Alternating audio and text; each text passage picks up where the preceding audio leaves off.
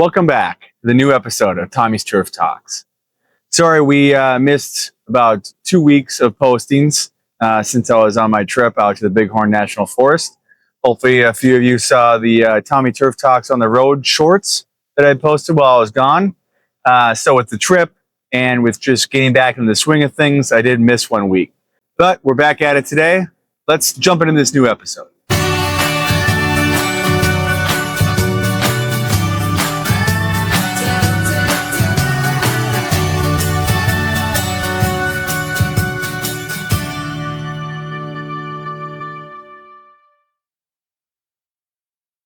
All right, so today's episode is on mosquitoes. Everybody hates them. Everybody wants to get rid of them. So we're going to dive into the most common mosquito types you're going to see here in Minnesota, their breeding sites and how to eliminate them, some common practices that you see every day, products and chemicals of how most people get rid of mosquitoes or try to prevent them. And then we're going to go through some of my preferred methods, some high quality products, and how to apply those products the most efficient way to control the mosquito population around your home, your cabin, the lake, wherever you may be. We're going to show you how to get rid of that darn mosquito. Our sponsor today is brought to you by Itchy Ike's Burning Hot Itch Cream. If you got the itches from those mosquitoes and you want to get rid of them fast, make sure to apply Itchy Ike's Burning Hot Itch Cream. It won't take the itch away, but it will turn the temperature up on your skin so that it feels so intensely hot that you do not notice the itch. The itch will come back the following day, but while the cream is working, the intense heat from Itchy Ike's Burning Hot Itch Cream will distract you from the incessant, nerve-wracking itching sensations. So, here in Minnesota, we have 51 established species of mosquitoes. However, the two most common that we deal with mostly every day during the spring, summer, and fall are the Curlex mosquito and the Aedes vexans mosquito. Both tend to lay their eggs and want their larvae to mature in the same types of environments. Floodwaters, standing pools of water, low-lying areas that tend to collect water and flood, and human-made containers. The Curlex mosquito is the one that will carry the West Nile disease. So, good idea to eliminate these mosquitoes because not only are they a nuisance for us when we're trying to enjoy our outdoor environments, but they can also carry a lot of diseases that can seriously affect our health. And while mosquitoes have a place in the environment, we don't want to eliminate them completely. We do want to try to push them out of our living spaces. One, to increase our enjoyment of the outdoors, and also to help prevent the transmission of diseases. Okay, so there are many different types of breeding sites where the majority of the mosquitoes will try to lay their larvae in. One such site is man-made pools of water. This could be old tires, bird baths, pots that you have laying out, anything that's going to be collecting rainwater, like I have here, an old pot that rainwater is collected in. This is a perfect breeding site for mosquito larvae, especially since there's some grass clippings in there and other lawn debris. So you want to make sure that you're always flipping over anything that's collecting water and make sure that it's not breeding site for mosquitoes. Here's another one, an old pool that I've been trying to get rid of that the kids popped. And again, lots of pools of water. Perfect for mosquitoes to start laying their eggs. So that's the first step of trying to eliminate mosquito populations on your property. Now, mosquitoes will also try to lay their eggs and hatch their larvae in moist soil, especially areas of your property that tend to flood or collect standing water. This is one area of my property that's low between the 2 yards, so it's a perfect spot for mosquito larvae to start to grow and mature. So there's not much we can do with this. There are some landscaping things I could do to try to raise it up or drain it properly, which is definitely my plan, just haven't gotten around to it yet. So besides that, there's nothing we can really do to eliminate the water from collecting in this site. But the products that I can apply to my lawn and surrounding landscapes will eliminate these issues moving forward. So that's one way of making sure that even sites that you can't dump, that are always going to slowly collect water, you apply the right products across your property, it won't matter, you won't have a mosquito problem. Now, what are the most common types of preventative measures and reactive measures that we all use to try to eliminate mosquitoes from ruining our picnics, barbecues, and bonfires? Well, the first one is just classical bug spray. You know, spray it on yourself, smell like DEET all day long or all night long. Makes your skin all sticky sometimes. You know, effective for the most part, but not that fun to put on. Some people use citronella candles. Again, those can be effective, but you got to keep replacing them. You got to kind of create a bubble around the space that you're going to be hanging out in. You go outside that bubble, you're going to be dealing with mosquitoes. Another somewhat good option that you will see occasionally is landscape lights that also have a citronella type chemical or others inside of them that they burn and create a whole bubble around your property. Those can work. They are usually a little bit spendy, and you got to put fixtures all across your property to create that bubble of protection. So, not bad options. They're, you know, bug spray, citronella candles, they're all over the place. You can easily buy them. But let's go into some better methods that I like to use that are much more effective and aren't going to make our skin all slimy and stinky for the rest of the day. All right.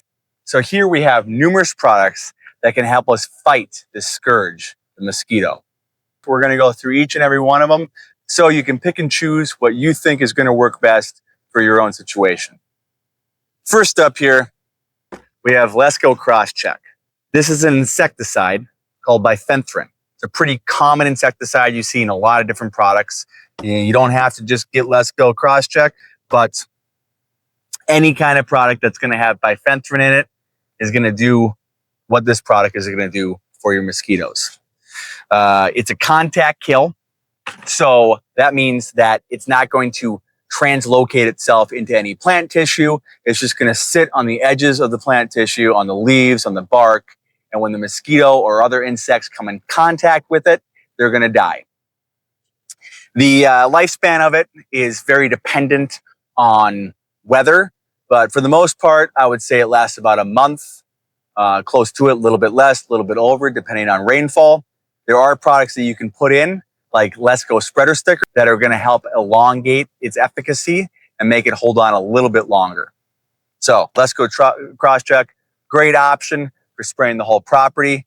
I'm going to go through how to spray it with your hand sprayers, your backpacks, that sort of thing. It's all going to work the same. Great product. So next up, we have an insecticide called Demand CS. The active ingredient in here is called Lambda.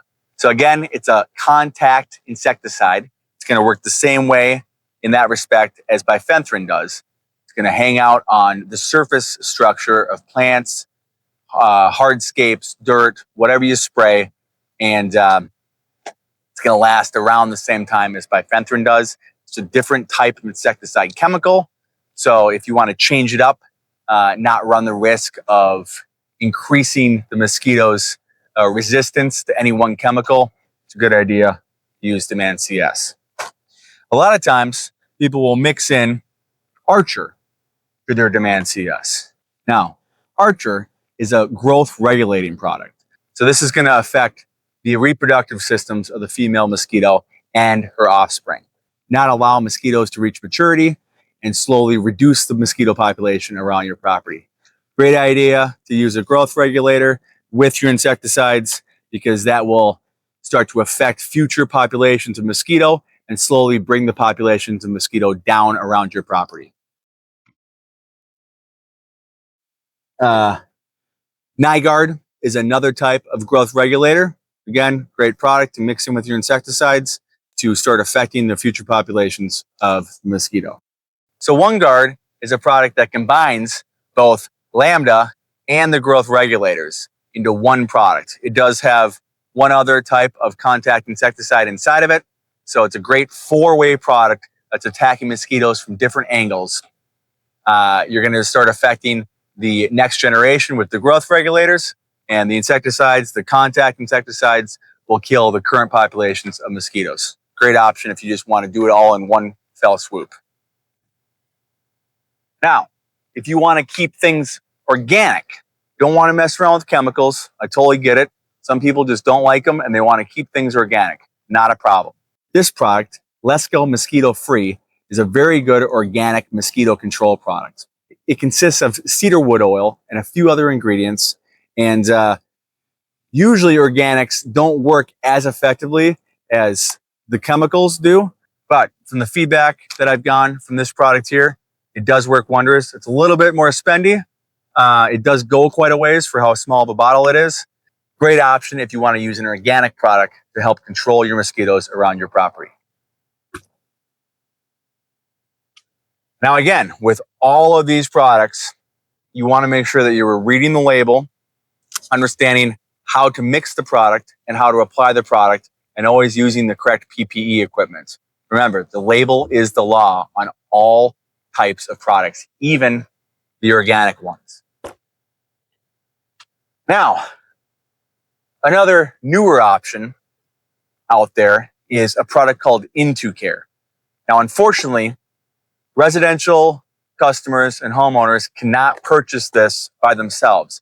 You're going to need to contact a local contractor that can buy this product and help you install it around your property, and they would be the one that services the product as well, usually on a monthly basis. So what this does is you're going to find a shady area somewhere on your property. It's got to be 100% shade. So underneath a tree, underneath the deck, wherever you can find where sunlight's not going to reach it, this is where you want to put it, because female mosquitoes do not like to really lay their eggs in a full sunny spot. They like to find shady, damp areas to lay their eggs. So once you find your spot, you're going to fill this guy up with water up to this little overflow spot here. Okay? And then you're going to take this ring, and this ring is going to float on the water. Now, the other product that I don't have with me here today is the actual active ingredient that is controlling the mosquitoes. It's going to be a mesh screen that slides into these slots here, and that floats on the water. Now, the water attracts the female mosquito. They're going to land on the mesh screen, and they're going to attempt to lay their eggs into this pool of water. So they're going to land on this mesh screen, and they're going to pick up a biocide. Part of that biocide is going to affect the larvae that they lay in this pool of water. They're also going to carry that with them to other water sources where they attempt to lay their eggs and not allow those larvae to mature. The other part of that biocide is going to kill the female mosquito in 2 or 3 days. So, and one of these is going to cover 4,000 square feet of your property. So if you have 10,000 square feet, put up 2 or 3 of these, and eventually it's going to create this bubble around your property where mosquito breeding sites are gone. There's not a large population of mosquitoes left, and you may be able to eliminate a lot of these spraying options and not have to respray monthly. You just have to check on your bait stations. All right, so you're going to float it on the water, then you're going to close up your top, and then there's a green cap you can put on here to mark what day of the month that you service this, so you know that same day in a month you have to come back, clean out the water, and refresh your active ingredient. Really great option for long-term control, but again, unfortunately, can't do it yourself. You're going to have to hire a contractor. So this is a short I made a while back that shows how to apply all these liquid products. It doesn't matter which option you go with. They are all applied in the same way, just at different mix rates. As you can see, you want to spray all the foliage, even up into the trees and the shrubs, wherever a mosquito may land. In this video, I'm using a 1-gallon can sprayer, but it would be the same method with a backpack sprayer or a blower. Well, guys, that's a wrap on this week's episode of Tommy's Turf Talks. I hope you enjoyed all the good information on mosquitoes, and I hope you're now armed with the right knowledge to go out there and clear out your outdoor living space of all those mosquitoes so you can now enjoy being outside on your property. Make sure you tune in next week when we're going to be discussing broadleaf weeds. What are they? What are the most common ones? And the most important question, how do we get rid of them from our lawn and landscape? It's going to be all on next week's episode of Tommy's Turf Talks. Bye, guys.